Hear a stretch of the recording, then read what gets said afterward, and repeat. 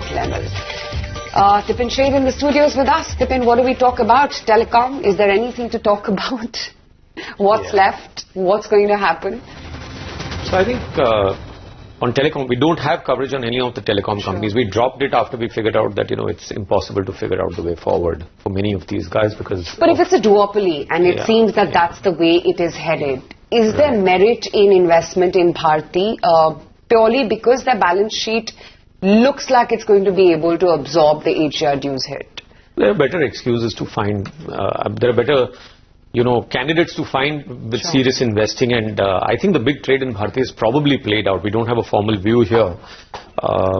I don't see the telecom industry having sustainable pricing power or consumer franchise in the way that we used to think about 15 or 20 years ago. Okay, the penetration story is played out. The tariff cracks are have played out, and if I'm looking for sustainable ROCE in a stable business, there was a time when people used to look at telecom as being some kind of a utility business which would keep on giving you an annuity income. But there's been massive disruption, both technological disruption as well as the entry of Jio, of course, which has completely turned the tables on all these players, and they've been bleeding a slow death for a while, and the more leveraged ones like a Voda Idea, despite the merger and the alleged synergies, they've just bled themselves more and more, and you don't want to be in that space, especially when there's debt on the balance sheet and the residual equity value that flows through to shareholders becomes very volatile.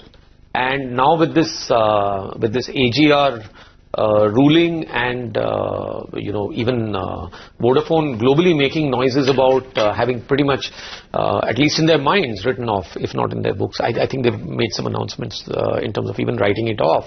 So when a large global player says $15 billion has just gone down the drain, it doesn't look like a very inspiring moment to... What were these guys thinking when they invested 16,000 crore? Not once upon a time. This happened 3, 4, 5, 6, 7 months ago.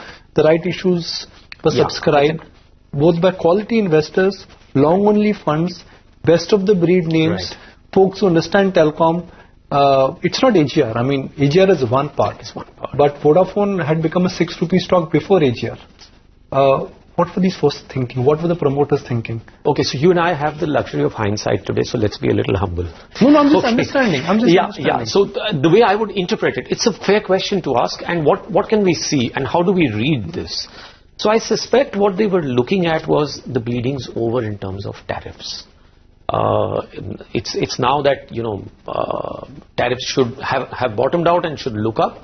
So and the sensitivity to tariffs is obviously very high because it's a fixed cost industry. Operating leverage will kick in. So operating leverage will kick in, and it will kick in very strongly. The point is that that's just a hope, and if the lead player is not doing that, and if you're pretty much going to follow, I'm surprised that none of these guys have had the guts to say, okay, we don't mind losing market share, but we are going to hold our tariffs. Exactly. None of them have done that for donkey's years now. Had they done it very early and said, okay, I don't mind losing subscribers, I'll give you superior experience. Quality. I'll give you superior quality of service. They just were following someone who was disrupting based on a large stash of cash in the background. I think Jio's invested close to 3.5 lakh crores or some such number. Of course, much of that is now going to move off. The debt at least is going to move off their balance sheet and get into the parent balance sheet, but that's not the big deal. The big deal is that none of them were creative. None of them were aggressive. They were just followers in a market which was being disrupted.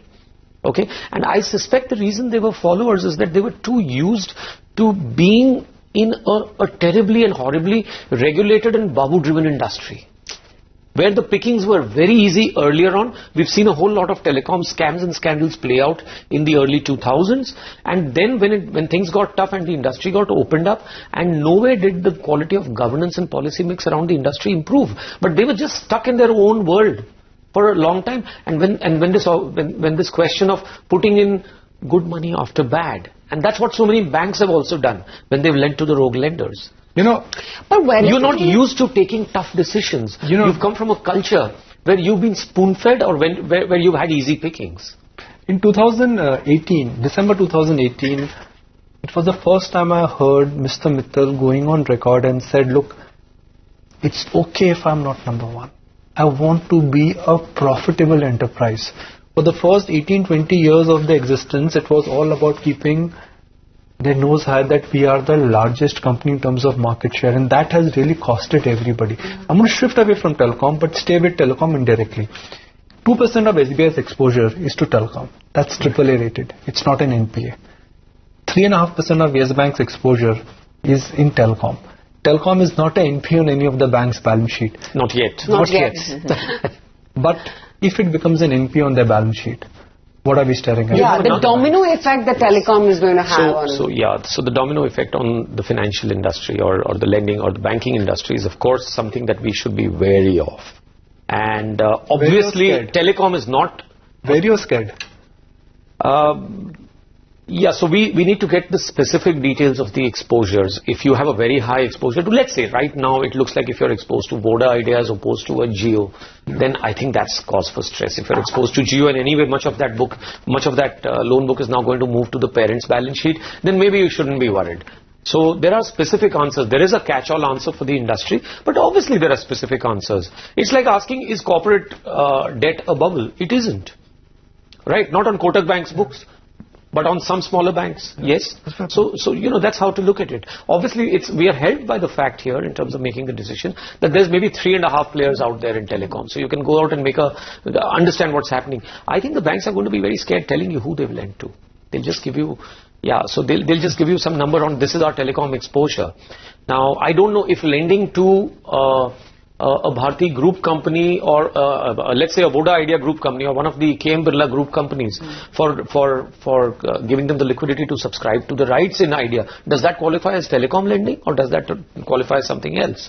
So there's a lot of details that one will have to find out, and till then we can only make ill-informed guesses, and I don't think that's the way to look at it. Yeah.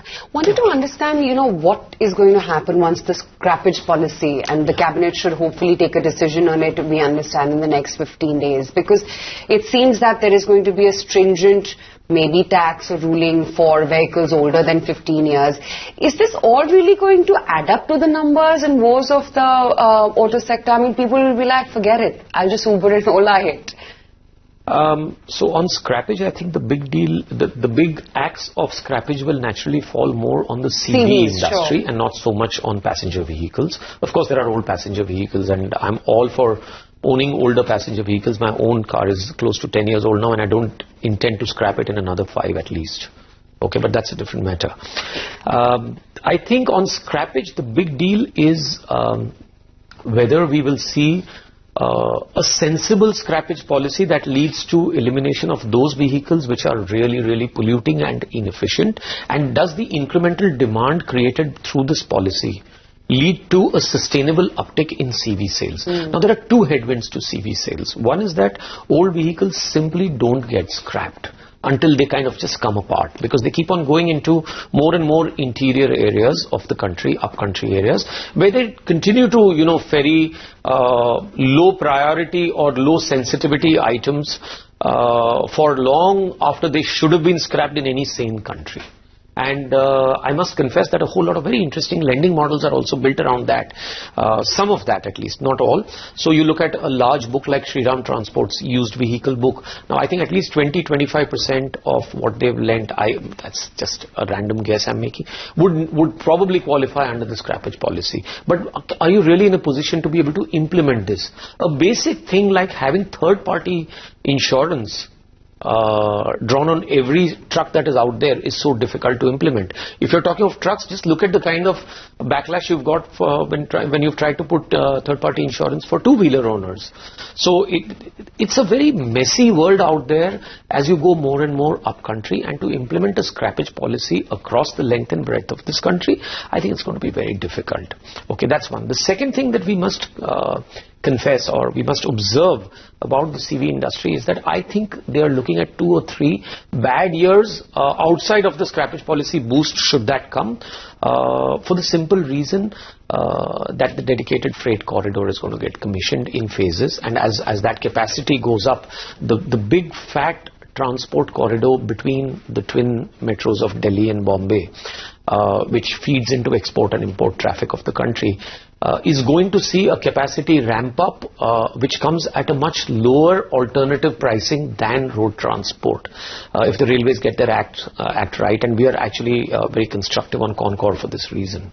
So I think there is going to be demand, supply creation there of an order, which is going to lead to HCVs and the heavier range of the Ashok Leyland? So which is why people are not so gung-ho on Ashok Leyland. I also feel they are close to some kind of a sentimental bottom in their business. But I think the next 2 or 3 years of how the railway, the freight corridor commissioning affects the heavier vehicle demand from their range is going to be very strongly watched out for. I think CVs are in for trouble. Scrappage or no scrappage. Yes, scrappage will help on sentiment. Again, implementation is going to be a problem, and fiscal headroom for the government is coming down with every passing day, as we well know. So I don't know how generous the government is going to be on this. I think we've been talking on scrappage for a decade now. Yeah. So there are bigger worries for the government, frankly. And if they do come up with something on scrappage, it will be sentimental more than material. Okay. Just your thoughts on SBI's planned IPO for its credit card business. I know you're bullish on consumption, on personal credit. So, just your initial thoughts on the planned IPO. So any bank that builds out a series of, subsidiaries or related businesses to the main core business of lending, sets itself up for an SOTP value creation opportunity over the longer term. God knows SBI has built a great life insurance business. Okay. They have built what is clearly an admirably good cards business as well. There's SBI Caps as well, where there's talk of tie-up with a foreign investment bank and eventually divesting some stake there. So this has happened. Interestingly, we have historical evidence of this having played out in phases with, let's say, another stressed bank like ICICI Bank, where the joke at one point of time was ICICI is good at everything except banking. And God knows they've built some very, very good quality businesses outside of banking as well. So whether it's life insurance, whether it's general insurance, whether it's their brokerage and so on and so forth. And of course now the bank is rapidly on the mend. And look at the value creation that has happened. It's skirting with 500 when at 250 people weren't so gung-ho 2 or 3 years ago. Okay. So I think in SBI this thing has to play out.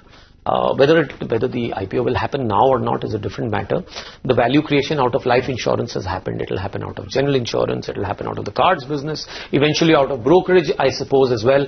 And this just creates a larger story around SBI over and above, again, like ICICI, the theory of healing of the asset quality in the mainline business, plus a very interesting chain of babies that you have, that you monetize over a period of time, add to SOTP, and in fact even raise some capital out of selling stakes there. Yeah, SBI Life, good them, the big fillip for the quarter gone by. If I look at SBI versus ICICI Bank, they were joined to the hip at the beginning of the year. Right. They both moved up like a rising tide, more like, twin brothers. Now there is a large difference. SBI is nowhere close to its 52-week high. ICICI Bank is mounting to a new high on a daily basis. Right. If someone has ICICI Bank, is it time to switch to a State Bank of India, or you would say, no, stay with ICICI Bank, don't look at SBI. Optically it may look cheap, but book is where the problem is. Or even add more in ICICI Bank from a medium to long-term perspective. So while we have buys on both of them, I think the faith in ICICI Bank, I must confess, despite the run-up and the relative run-up, is higher. And it's higher because we see sustained, build-out of the healing cycle playing out in a much more predictable way at ICICI Bank than at SBI. Having said that, SBI is alluringly cheap. I was listening to Sunil Singhania on your channel a few days ago on the big value trade, whether it's going to play out. If that big value trade does play out, then we have a winner in SBI. If people are still going to get choosy and picky about what they are buying, then I think the choice should be ICICI. But if we are in a slow for long kind of a growth scenario, slow for long, I think that's the global phenomenon, that's the Indian phenomenon. India was supposed to heal, it is not healing. Earnings was supposed to pick up. The grain of the truth here is that it's not picked up. Festival season was supposed to be great. It has not turned out to be great. So while we are optimistic in this studio, I have to get realistic. Slow for long is just the right phrase. You know, just came to my mind right now. Slow for long. Okay. If you're in for slow for long kind of a world, do you think quality premium or the choice of stocks or choice of outperformance will be very limited and restricted? Whereas value is great, but that may not make money. Yeah, so when you're slow for long, as you say, you can't be long on value blindly. Now, you know, I don't think SBI is a low quality franchise by any stretch of imagination, but I would suspect that there could be a few accidents on asset quality even here on. In ICICI Bank? No, SBI. on SBI. Okay. Does that mean that it's not going to happen at ICICI Bank at all? No.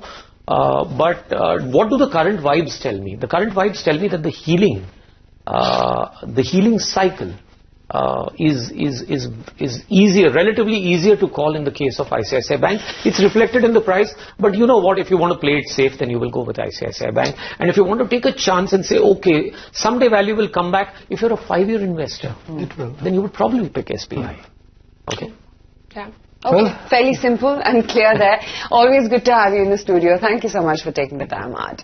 That's the word coming in from Dipen Sheth. Interesting conversation.